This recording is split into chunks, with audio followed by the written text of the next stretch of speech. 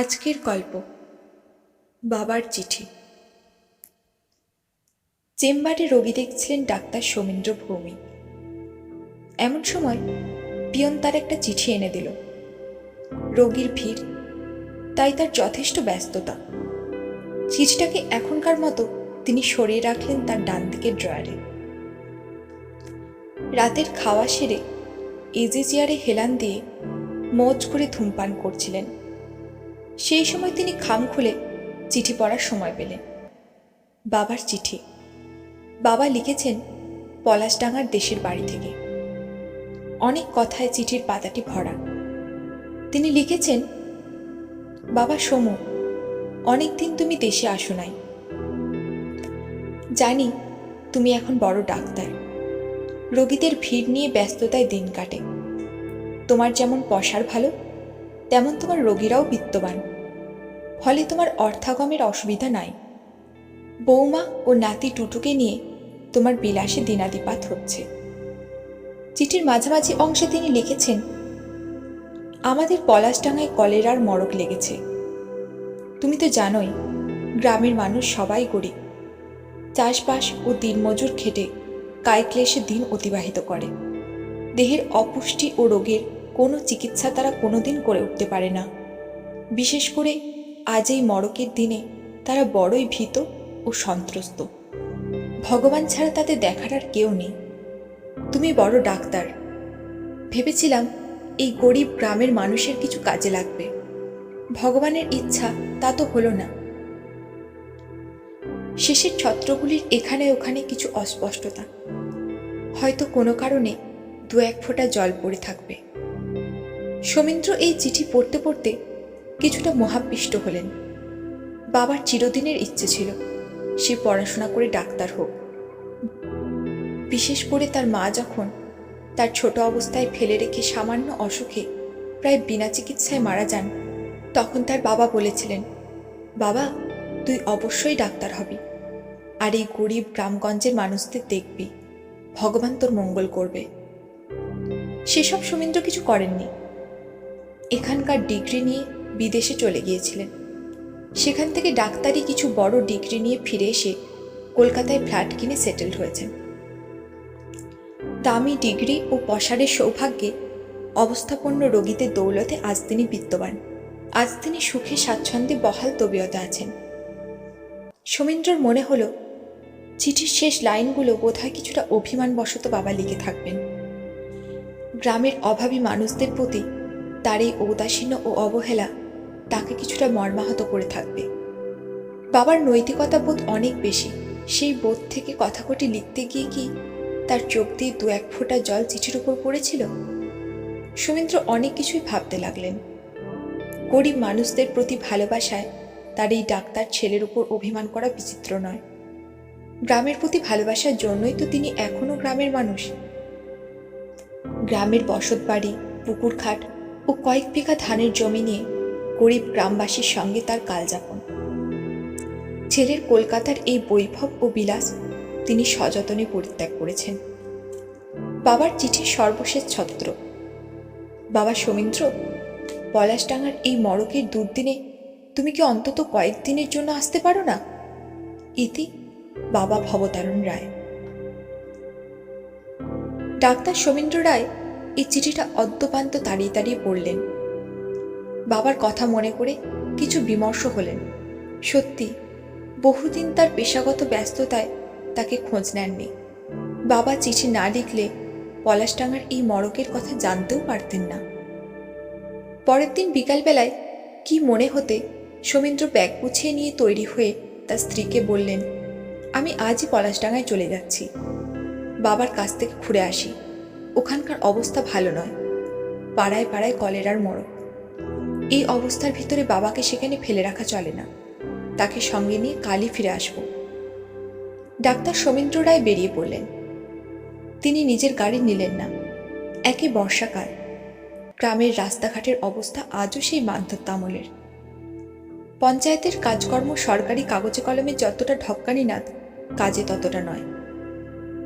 এখনো অনেক গ্রাম এদো হয়ে আছে। না হয়েছে তেমন রাস্তা, না এসেছে বিদ্যুৎ। তাদের পলাশডাঙ্গা গ্রাম সেই সব হতভাগা গ্রামের দলে। শমীন্দ্র তাই ভাবলেন, গাড়ি না নিয়ে তিনি ট্রেনে চেপে যাবেন। ট্রেনে 1.5 ঘন্টা, তারপর রিক্সা ভ্যানে 1/2 ঘন্টা, মোট 2 ঘন্টার মধ্যে পৌঁছাতে পারবেন। এই সহজ হিসাব সবসময় সহজে মেলে না। ভিড় ট্রেনে চাপলেন বটে, কয়েকটি স্টেশন গিয়ে সেই ট্রেনটি 2 স্টেশনের মাঝ বরাবর দাঁড়িয়ে গেল। এক পশলা বৃষ্টি ও দাপটে ঝড় ইতিমধ্যে হয়েছে। ঝড় থেমেছে বটে, একটা গাছের বড়সড় ডাল রেল লাইনের উপর ভেঙে পড়ে পথ আটকেছে। এটা এমন জায়গা যে এদিকে কিংবা ওদিকের যে কোনো স্টেশন বেশ দূরে দূরে। ট্রেন থেকে লাফিয়ে নেমে কাছাকাছি কোনো রোড পাবে তাও নয়। অগত্যা অন্যান্য যাত্রীর মতো তিনিও অসুবিধার সামিল হলেন। রাস্তা পরিষ্কার হলে একসময় ট্রেন ছাড়ল। তিনি যখন তার স্টেশনে পৌঁছালেন তখন রাত 9টা। রাত 9টা এমন কিছু নয়, তবে এই রকম ঝড় বাদলের দিনে এই পাড়াগাঁয়ের স্টেশনে তা অনেক রাত। শমীন্দ্রবাবু স্টেশনে নেমে কিছুটা এগিয়ে গেলেন ভ্যান রিক্সা ধরার জন্য। কিন্তু কোথায় ভ্যান? যারা ভ্যান নিয়ে অপেক্ষায় থাকে তারা কেউ নেই। এই দুর্যোগ আর ট্রেনের গোলমাল দেখে তারা সব উধাও হয়েছে। এখন উপায়? শমীন্দ্রর মতো গুটিকয় ভ্যান যাত্রী ভ্যান স্ট্যান্ডে দাঁড়িয়ে পরিস্থিতি বুঝে অগত্যা হাঁটা শুরু করল। তিনি খোঁজ নিয়ে জানতে পারলেন তারা সব কাছাকাছি যাবে।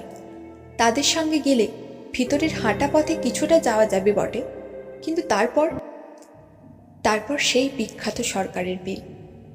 এই বিলের এক পাশ দিয়ে একটা ভাঙাচোরা কাঁচা রাস্তা পলাশডাঙ্গায় গিয়ে উঠেছে। এই রাস্তাটা একরকম অব্যবহৃত। মাঝামাঝি স্থানে শ্মশান। দুদিকের গ্রাম থেকে শ্মশান যাত্রী এসে তাদের শবদাহ করে। নির্জন এই শ্মশানের ধারের পথ দিয়ে সচরাচর কেউ যাতায়াত করে না, করলে তা দিনের বেলায়, এরকম রাত্রে কদাচ নয়। শমীন্দ্র ভাবলেন, ভ্যান রিক্সা পাওয়া গেলে ইট বিছানো রাস্তা দিয়ে ভিন্ন রাস্তায় যাওয়া যেত। সে রাস্তাটা কয়েকটা জনবহুল গ্রামের ভিতর দিয়ে তাদের গ্রামের অন্য প্রান্তে হাজির হয়েছে। তাহলে এসব ঝামেলাই ছিল না। এখন এই ভিন্নতর পরিস্থিতিতে তিনি কি করবেন? তিনি লোক কটির সঙ্গে যাওয়া ঠিক মনে করলেন। তারপর একাই যাবেন না হয় বিলের পাশের নির্জন 2 কিলোমিটার পথ। এছাড়া আর উপায় কি? আর শ্মশানে বা কিসের ভয়? তার সে ভয়ও নেই। অপদেবতা বা ভূতপ্রেতে বিশ্বাস নেই। তিনি ডাক্তার হয়ে এ ধরনের কুসংস্কারের এবং অবৈজ্ঞানিক ধারণার বশবর্তী হয়ে মিছিমিছি লোক হাসাবেন কেন? শুধু তাই নয়, নিজের কাছে নিজে উপহার সম্পদ হবেন। শমীন্দ্র ডাক্তার তাদের সঙ্গে হাঁটতে লাগলেন। কিছু দূর যাওয়ার পর তারা যে যার গন্তব্যে পৌঁছে গেলে তিনি একা হয়ে গেলেন। এবার তাকে যেতে হবে একাকী নির্জন পথে। বিলটি বেশ নিচু জায়গা, সারা বছর জল থাকে, বর্ষায় টইটম্বুর। গ্রীষ্মে চারধারের জল কিছু নামলেও মাঝখানটা কখনোই শুকায় না। বিলটির বুকে হোগলা আর নলখাগড়ার বন। বাতাস হলে শিরশির শব্দ ওঠে। কলমির দাম ও কচুরিপানার রাজত্ব। জলপিপি পাখি তার উপর দিয়ে পিপি শব্দে ডেকে যখন তখন ছুটে যায়। রাস্তাটা নির্জন বটে, তবে ভয় নেই। যারা ভয় করে তারা অপদেবতার ভয় করে। গুম খুন করে কাউকে এখানে এনে সহজে ফেলে রাখা যায়, কিন্তু তা এখানে সচরাচর ঘটে না। রাজনৈতিক দলাদলির তীব্রতা এ তল্লাটে সেরকম নেই। দুষ্ট লোকে দৌরাত্মও নেই। তার আর ভয় কিসের? শমীন্দ্র এবার সেই বিলের পথে চলতে লাগলেন। আকাশে আবার মেঘের ঘনঘটা। একবার উপর দিয়ে মুখ তুলে চেয়ে দেখলেন। তিনি মূলত গ্রামের ছেলে, তার নৈসর্গিক বোধ আছে। মেঘের অবস্থা ও অবস্থান দেখে বুঝতে পারলেন এখনই বৃষ্টি আসার সম্ভাবনা নেই। তবে তাকে দ্রুত পা চালাতে হবে, আর সরীসৃপ প্রাণী থেকে সাবধান থাকতে হবে। বিষধর সাপ আর গথিকা। সাপ গর্ত থেকে বেরিয়ে রাস্তার উপর শুয়ে থাকতে পারে, অন্ধকারে গায়ে পা দিলেই বিপদ। আর গথিকা, সে এক জীবন্ত সর্বনাশ। কালকে ওঠে সাপকেও সে খেয়ে নেয়, অবলীলায় হজম করে ফেলে। তার সারা শরীরে বিষ। লম্বা লিকলিকে জিভ বের করে বিরাট আকার টিকটিকির মতো চার পায়ে ছুটে এসে যদি কামড় বসায়, তাহলেই মৃত্যু। সৌমিত্রর কাছে পেন্সিল টর্চ ছাড়া বড় টর্চ নেই। তিনি সেটি দিয়ে রোগীর মুখের ভিতর সাধারণত দেখে থাকেন। এখন তিনি সেটি বের করলেন। সুইচ টিপতেই এক টুকরো বৃত্তাকার আলো পড়ল। সে আলো তেমন সুস্পষ্ট নয়। সেই আলোতেই তিনি পথ চলতে লাগলেন। কিছু দূর যাওয়ার পর তিনি দেখলেন রাস্তার পাশে এক আশশাওড়া গাছ। অজস্র পাতায় ভরা তার ডালপালা। গাছের কাছাকাছি যেতেই কি যেন সরসর শব্দ করে নেমে গেল পথ ছেড়ে জলে। সেই শব্দে নলখাগড়ার জঙ্গল থেকে ডেকে উঠল কুপ কুপ করে এক কুয়ো পাখি। হঠাৎ সেই শব্দে বুকের ভিতর ধক করে উঠল। ভয় নয়, তবু এক ভীতি। আচমকা কোনো শব্দে যেমন আমরা চমকে উঠি, এ তেমনই। আশশাওড়ার গোড়া পর্যন্ত যেতেই সৌমিত্র শুনতে পেলেন একটা দুগ্ধপোষ্য ছেলের কান্না। গাছের মাথায় পাতার আড়ালে বসে কাঁদছে, কোকিয়ে কাঁদছে। এ কি অলৌকিক কাণ্ড! কোনো মানব সন্তান এখানে আসবে কি করে? কেউ কি এখানে এনে তুলেছে এই গাছের মগডালে? আবার ধক করে উঠল বুকটা। তবে কি অশরীরী অস্তিত্বে এবার তার বিশ্বাস না করে উপায় নেই? কোনো ডাক্তার কি এমন কিছু বিশ্বাস করবে? তার কি এসব করা উচিত হবে? তিনি দাঁড়িয়ে পড়লেন। পেন্সিল টর্চের আলো ফুরিয়ে গাছের ওপর ফেললেন। না, কিছুই দেখা যায় না। কিচ্ছু দেখা যাচ্ছে না। শুনতে পাচ্ছেন একটানা কান্না। শুধু কেঁদে চলেছে উচ্চস্বরে একটা ছেলে, কেবলই কাঁদছে। বেশ কয়েক মিনিট পর ঘটল ঘটনাটা। একটা শকুন ডানা ঝাপটাল। সৌমিত্র ভাবলেন, ও এই ব্যাপার, এই গাছে তাহলে শকুনের বাসা। এই কান্না হচ্ছে শকুন ছানার কান্না। মানব সন্তানের মতো অবিকল কান্না কি তবে শকুন ছানার? তা হবে বোধ হয়। তিনি আবার চলতে লাগলেন, জোরে জোরে পা ফেলে চলতে লাগলেন। হঠাৎ দপ করে কিছু দূরে একটা আলো জ্বলে উঠল। সেই আলোর রংটা কিছুটা নীলাভ। বেশ কিছুটা দূরত্ব বজায় রেখে সেই আলোটা তার সামনে দ্রুত এগিয়ে চলল। আলোটা কেই বা হঠাৎ জ্বালালো, আর কে সেটা নিয়ে দৌড়ে চলেছে? উজ্জ্বল আলোতে পথ অনেকখানি আলোকিত। আলোকধারীর শরীর দেখা যাচ্ছে না, শুধু আলোটি এগিয়ে চলেছে। ডাক্তারের বুঝতে অসুবিধা হলো না এটি আলেয়ার আলো, রাত্রিকালে জলাভূমি থেকে উঠে আসা জ্বলন্ত গ্যাস বিশেষ। এদিকে অন্য কেউ ভয় পাক, তিনি পাবেন কেন? তবে ইতিপূর্বে এই আলেয়ার তিনি সম্মুখীন হননি, আজ প্রত্যক্ষ করলেন মাত্র। এই আলোতে পথ দেখে চলা সুবিধাজনক ভেবে সৌমিত্র আলোর কাছাকাছি যেতে চাইলেন। তিনি যত জোরে হাঁটেন তার চেয়ে বেশি জোরে ছুটছে আলেয়া। আশ্চর্য, তিনি তার কাছে পৌঁছতে পারছেন না। তবে এই জোরে হাঁটার জন্য তার অনেক পথ হাঁটা হয়ে গেছে। এখন এসে হাজির হয়েছেন সেই শ্মশানের কাছে। চারিদিকে ছড়িয়ে আছে লেপ, তোষক ও ছেঁড়া বালিশের টুকরো। পথে ও পথের ধারে ভাঙা কলসি ও সরা, এদিক ওদিক আধপোড়া কাঠ। হঠাৎ তার নজরে এলো পথের পাশে একটা মরার খাটিয়া, আর তার ধারেই মাটিতে একটা মরা চিত হয়ে শুয়ে আছে। আলেয়ার আলো এখন সেখানে থমকে দাঁড়িয়ে। সেই আলোতে দেখা যাচ্ছে সবই স্পষ্ট। আশেপাশে সব যাত্রী নেই। ঝড় বৃষ্টির দুর্যোগে হয়তো তারা দাহ করতে না পেরে সবাই ফেলে রেখে পালিয়েছে। এমন অসম্ভবও নয়। কলেরার মড়কের সব, কত আর দাহ করবে তারা? কিন্তু ও কি দেখছে সৌমিত্র? মরাটি উঠে বসল। তার দিকে মরাটির পিছন। তিনি দেখতে পাচ্ছেন মরাটির পিঠ, তার মাথা, তার দুটি ঝুলন্ত হাত। বলতে বলতে দরাম করে শুয়ে পড়ল সাপটি। আবার ক্ষণ পরে উঠে বসল। কিছুক্ষণ বসে পুনরায় শুয়ে পড়তে থাকল। আশ্চর্য, অতি আশ্চর্য, সত্যি অভিনব এবং সত্যিই অলৌকিক। মর্গে কত মরা নিয়ে ডাক্তার কাটাছেঁড়া করেছেন, তাই মরা নিয়ে তার ভীতি থাকার কথা নয়। তবে এই যে বারে বারে বসা ও শুয়ে পড়া, এমন তো কখনো দেখেননি। এই নির্জন শ্মশানে উপস্থিত হয়ে আজ তা তাকে প্রত্যক্ষ করতে হলো।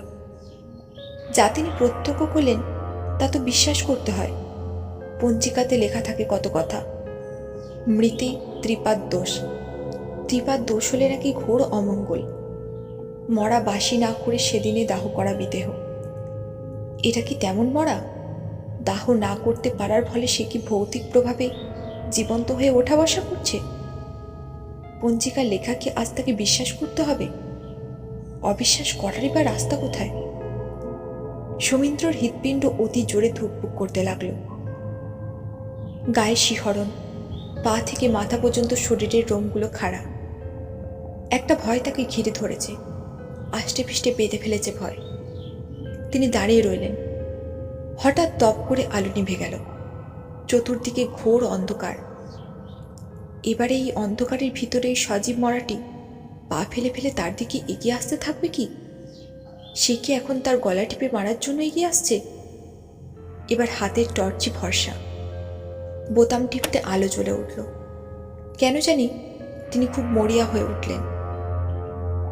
বিপদ যা হওয়ার তো হবেই, এখন মরাটির সম্মুখীন হওয়া দরকার। তৃপ্ত পদে এগিয়ে গেলেন। মরাটির অতি কাছাকাছি যেতেই দেখতে পেলেন একটা কালো হৃষ্টপুষ্ট কুকুর মরাটির বুকে তার দাঁত দিয়ে খামচে মাংস ছিঁড়ছে। যখনই সে টেনে ছেড়ে নিতে চায় তখনই মরাটি উঠে বসে, আর ছেড়ে দিলে মরাটি শুয়ে পড়ে। কুকুরটি এতক্ষণ ধরে মরাটির মাংস ছিঁড়ে ছিঁড়ে খাচ্ছিল। অভিনব, অভিনব। এবারে তার হৃৎপিণ্ডের গতি স্বাভাবিক হল। রোমাঞ্চ ও ভীতি দূরীভূত হল। তিনি হেসে উঠলেন। কুকুরটি তার হাসির শব্দে ভ্যাবাচাকা খেয়ে একটু দাঁড়িয়ে দৌড়তে লাগল। সমীন্দ্র আবার হাঁটতে লাগলেন। শ্মশান পার হয়ে চললেন। অর্ধেক পথ তিনি অতিক্রম করে ফেলেছেন। কিছু অভিজ্ঞতা সঞ্চয়ে পড়েছেন, আর কিছু পথ গেলেই তার পলাশডাঙ্গা। তার গ্রামে মড়ক চলছে। তিনি তার বাবার চিঠি পেয়ে চলেছেন। বাবা জানেন না আজ তিনি যাচ্ছেন। তাকে দেখে এই রাত্রিতে বেশ অবাক হবেন নিশ্চয়ই তার বাবা। কে কে যায় সামনে? সমীন্দ্র বাবার মতো কে যেন হেঁটে চলেছে। প্রায় 6 ফুটের কাছাকাছি লম্বা মানুষ, পরনে ধুতি শার্ট, পায়ে খড়ম, ঠিক বাবার মতো। বাবাই তো ধুতি শার্ট ও খড়ম পরেন। আবার ডাকলেন সমীন্দ্র, কে? বাবা, বাবা যাচ্ছেন? লোকটি পিছন ফিরল না। খড়ম খটখট করতে করতে হেঁটে চলল। সেই অবস্থায় উত্তর দিল, হ্যাঁ আমি সমু, আমি। গলার স্বর শুনে সমীন্দ্রর বুঝতে অসুবিধা হলো না যে ইনি তার বাবা ভবতারণ রায়। তা এই রাত্রে এই শ্মশানের কাছে? বাবা বললেন, গ্রামের কত নিকট লোক মারা যাচ্ছে সমু। এই শ্মশানে তাদের দাহ হচ্ছে। শেষে দাহ করার লোক খুঁজে পাওয়া যাচ্ছে না। কত মরা দাহ না করে ফেলে রেখে যেতে হচ্ছে। এসব ভাবলে আমার বুকের ভিতর। কথা আর শেষ করতে পারলেন না তিনি। কান্নায় গলা বুজে এলো। সমীন্দ্র ভালোভাবে চেনেন তার নীতিবাগীশ বাবাকে। নীতি আঁকড়ে পড়ে আছেন এখানে। এই গ্রামের লোকজন, আকাশ বাতাস গাছপালা পশু পাখি নিয়েই তার জগৎ। সবার প্রতি ভালোবাসায় এই পলাশডাঙ্গা ছাড়তে পারলেন না আর কোনোদিন তিনি। আজ প্রিয়জনদের মৃত্যুতে ভেঙে পড়েছেন, সেটাই স্বাভাবিক। বাবা চলেছেন, পিছনে পিছনে সমীন্দ্র। সমীন্দ্র ডাকলেন, বাবা। কি? আমি কিছুদিন পলাশডাঙ্গায় থাকবো। এখানে কলেরায় মড়ক চলছে। আপনার চিঠি পেয়েই তাই চলে এলাম। যদি কয়েকদিন চিকিৎসা করে যেতে পারি। একথায় প্রীত হলেন না ভবতারণ রায়। তিনি ভৎসনা করে বললেন, খোকা, তুই মিথ্যে কথা বলছিস। আমি বেশ ভালো জানি তুই এখানে থাকতে আসিসনি। তা যদি হতো আমি সবচেয়ে আনন্দিত হতাম। সমীন্দ্র লজ্জা পেলেন। বাবার উপলব্ধির কাছে তিনি পরাজিত হলেন। বাবা তার মিথ্যা প্রস্তাব ধরে ফেলেছেন। তাই তিনি নিঃশব্দে পিছন পিছন চলতে লাগলেন। বাড়ি পৌঁছতে আর বেশি বাকি নেই। এমন সময় বাবা বললেন, খোকা, আমি চাষবাস করে যেটুকু উপার্জন করেছি, আমার প্রয়োজনের অতিরিক্ত তা থেকে কবরদক ব্যয় করিনি। সবটুকু রেখে দিয়েছি একটা মাটির হাঁড়িতে সরা ঢাকা দিয়ে। তা রাখা আছে আমার ঘরের মেঝেতে ঈশান কোণে। সেটুকু তুই নিস। জানি তোর অনেক টাকা, অনেক গাড়ি বাড়ি। আমার সঞ্চিতটুকু তুচ্ছ বলে অবহেলা করিসনি। আমি শত চেষ্টা করে তোর নীতিবোধ জাগাতে ব্যর্থ হয়েছি। তোকে ডাক্তার করে এই পলাশডাঙ্গায় গরিব মানুষের সেবায় লাগাতে সক্ষম হইনি। কেন জানি না, তুই তা চাসনি। এটাই আমার দুর্ভাগ্য। সেজন্যে আমার দুঃখের সীমা নেই। আজ তোকে বলছি, আমার ওই সঞ্চিত অর্থটুকু নিস, ওটাই তোর পিতৃধন। আজ এছাড়া আর কি দেব? পিতা ও পুত্র দুজনে বাড়ির কাছে এসে হাজির হয়েছেন। বাড়ির মধ্যে গোটা দুই হ্যাচাক চলছে। সেখানে কিছু লোকের আনাগোনা, ভেসে আসছে কিছু লোকের কথাবার্তা। সমীন্দ্র বললেন, বাবা, আমাদের বাড়ির মধ্যে এই রাত্রে এত লোকজন কেন? বাবা উৎফুল্ল হয়ে বললেন, যা, ভিতরে যা, গিয়ে দেখ না কি হচ্ছে। আমি এখন পুবপাড়ার পরেশ কাকার বাড়ি থেকে একটু ঘুরে আসি। একটু আগে শুনেছি তার নাকি ভেদ বমি হচ্ছে। ডাক্তার সোমেন্দ্র রায়, এমটি ক্যাল, এফআরসিএস লন্ডন, বাড়ির মধ্যে ঢুকে পড়লেন। পলাশডাঙ্গা গ্রামের বেশ কিছু প্রতিবেশী সেখানে হাজির।